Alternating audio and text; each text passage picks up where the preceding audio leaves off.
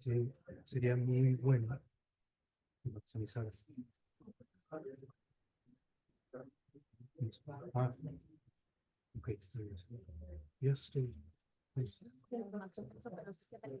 Sí. Sí, reaccionamos.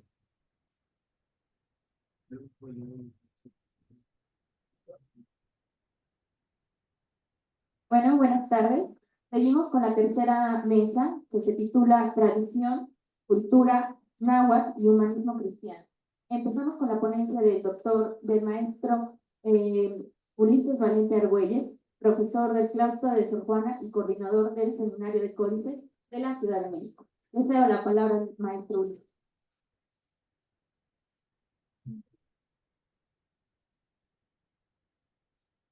Muy buenas tardes. Vengan todos ustedes. Bienvenidos a una pequeña plática sobre un libro maravilloso. Y hoy, en realidad, debo de considerarme muy afortunado, no solamente por la cordial invitación del maestro Juvenal Cruz Vega, quien dirige atinadamente esta esforzada y gloriosa academia, ya desde hace algunos años, sino también porque hoy tengo la compañía de una maestra paleógrafa, Ángeles Martínez, quien ha tenido un destacado papel en el proyecto que estamos iniciando este año, el Códice Florentino. Y pues le pediré algunas breves palabras porque pues, es la primera vez que en México se traduce la obra completa. Y está traducida al inglés, pero lo vamos a traducir al castellano moderno, con toda una serie de comentarios muy importantes que debe de tener esta obra majestuosa. Pero empezamos al principio. Somos Seminario de Códices, Asociación Civil. Somos una asociación que se dedica a divulgar la obra de investigación del doctor Joaquín Galarza, eminente mexicano y descifrador de códices, y sus patrones de desciframiento pues alrededor del mundo. Es una persona conocida a nivel mundial. Y bueno, pues esta persona nos enseña la técnica para poder acercarnos a los códices aztecas del siglo XVI al XVIII, y con ello empezar a formar un diccionario de imágenes y sonidos que son muy importantes para traducir otros códices, principalmente los que más les gustan a los investigadores, porque ellos no se dedican a acercarse a cosas coloniales, porque están un poco como tergiversadas, manchadas, huecas. Y entonces, bueno, pues gran error, porque ahí es donde está la clave para... Entonces, bueno, pues ahí estamos con nuestras clases sabatinas, presenciales. Y bueno, pues continuamos en esa labor. Aquí venimos a platicar con ustedes, les agradezco mucho su presencia. Y bueno, pues vamos a platicar un poquito sobre el Códice Florentino, que es un libro físico, se encuentra en una biblioteca italiana, por decreto en el siglo XVI de un señor que se llamó Felipe II, hijo de Carlos V, y que manda ahí ese documento para que quede guardado, para evitar ojos curiosos sobre esa obra magnánima, porque pues decía cosas no muy adecuadas, ¿no? Sobre todo había una especie como de loa o gran admiración hacia el mundo indígena, y eso no se podía permitir por parte del gobierno español de la época. Pues ¿por qué? Porque los indígenas van a ser más importantes que los españoles, ¿verdad? No puede ser. Posteriormente, pues quien crea esa labor de investigación es el señor Bernardino de Sahagún. Sahagún es una población que existe en España y es muy acostumbrado en esa época a nombrar así a las personas, ¿no? Leonardo da Vinci. Da Vinci es el pueblo donde él estaba, donde él nació. Bueno, pues este señor Sahagún era un monje, llega al Real Colegio de Santa Cruz Tlatelolco y ahí empieza a dar clases de latín. Ahí logra sumar al interés de este proyecto que tiene de crear una serie de libros sobre el mundo indígena que él va descubriendo, y lo empiezan a acompañar alumnos muy interesados en apoyar esa labor. De manera un poco, pues, vamos a decir que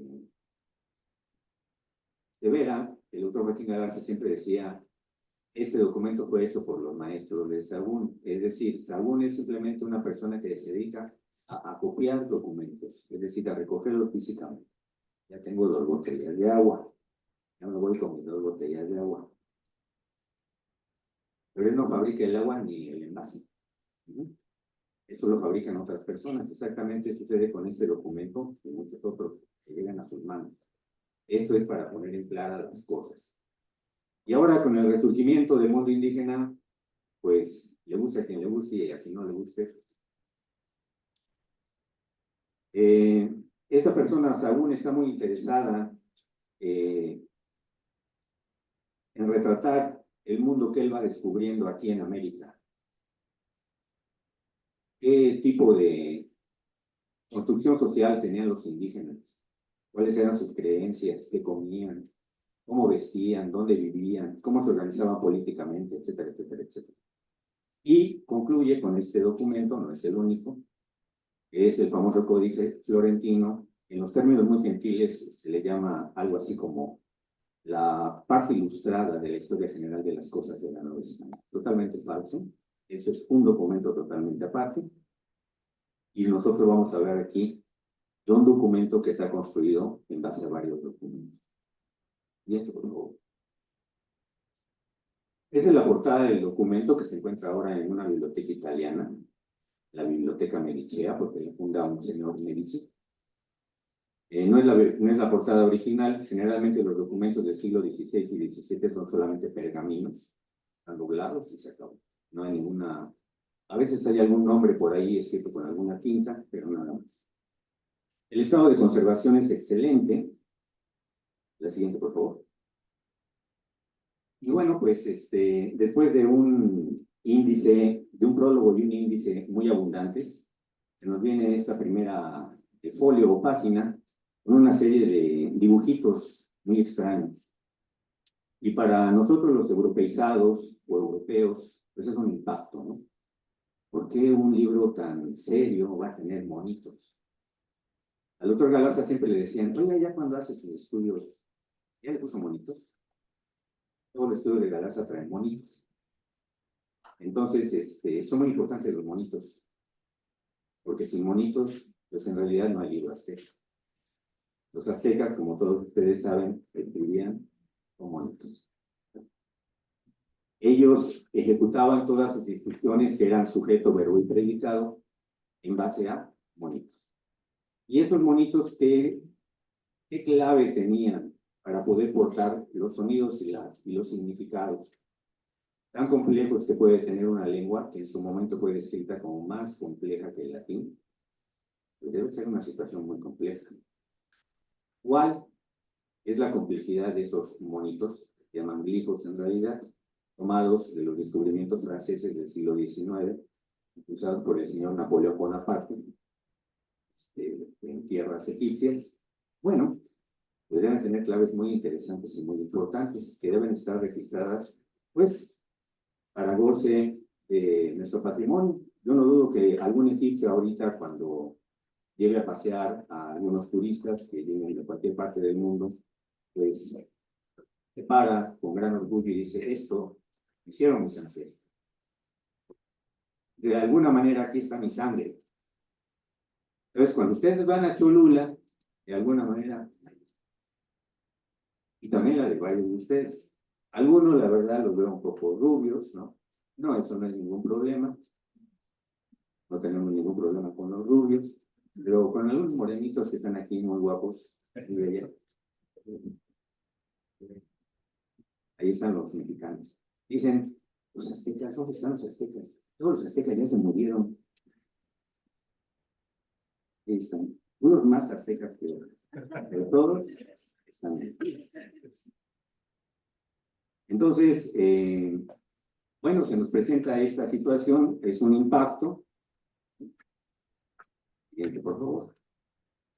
Y bueno, pues vamos a mencionar, pues estoy siendo muy sucinto, muy rápido. Si alguien quiere pues ya una situación mucho más profunda, pues tendrá que ser en alguna otra parte, debido al tiempo, pero tu comprensión.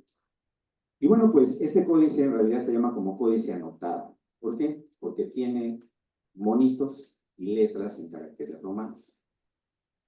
Esta combinación de escritura glífica y caracteres romanos nos da un documento sui generis, como también hay otros documentos a lo largo del siglo XVI y XVII y XVIII también, que se presentan de esta forma. Pero este es impresionante. ¿Por qué? Porque está dividido en dos columnas. Se nos hace mucho hincapié en eso. Son dos columnas. La columna de la izquierda es castellano antiguo. Ahí la maestra Ángeles Martínez es quien lleva la batuta, con la dirección de la traducción paleográfica del mencionado documento y partícula. Y la parte de la derecha son letras en caracteres romanos imitando los sonidos de la lengua náhuatl. A veces, siguiente por favor, también la columna de la izquierda es ocupada por un texto glífico náhuatl. Sabemos que 6 alumnos de él, llegados de diferentes partes de la Cuenca de México, le ayudan a realizar el proyecto. Indudablemente 2 o 3 de ellos sabían dibujar muy bien. Bueno, todo el mundo me va a decir, toda vez que tengo 2 columnas, el castellano que está en la columna izquierda es lo mismo que el náhuatl que está en la columna derecha, es decir, es la traducción literal de las 2 informaciones, y es totalmente falso. Entonces, la columna izquierda trae una información en castellano antiguo, un documento. La columna de la derecha trae caracteres romanos imitando los sonidos de la lengua náhuatl. Ese es otro documento. Y el último documento es la parte libre. Es decir, son 3 documentos en uno. Tú tienes que saber, para completar toda la traducción, pues, las 3 fórmulas, ¿no? Por eso, hoy me considero muy afortunado porque me acompaña la persona que se encarga de la parte izquierda en el castellano antiguo. Yo soy quien me encargo de la parte derecha y de la parte glífica. La parte glífica es muy fácil, lo vamos a poder definir como aquel conjunto de imágenes que deberán de portar sujeto, verbo y predicado. Esa forma. Y nosotros podemos encontrar ese conjunto de significados en la construcción del glifo o el monito. El glifo o el monito ya no es una imagen, es escritura. Como fue el dictamen que hace Champollion cuando descubre los cartuchos egipcios y de pronto dice, es que aquí leo yo Tutmosis.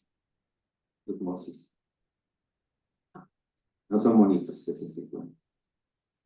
Y ahí empieza el gran boom de la escritura egipcia, ¿no? Hay que descifrar la escritura egipcia. Bueno, pues hay que hacer esfuerzos inconmensurables por cambiar la imagen. Bueno, en la siguiente imagen pongo algo del trabajo. Siguiente, por favor.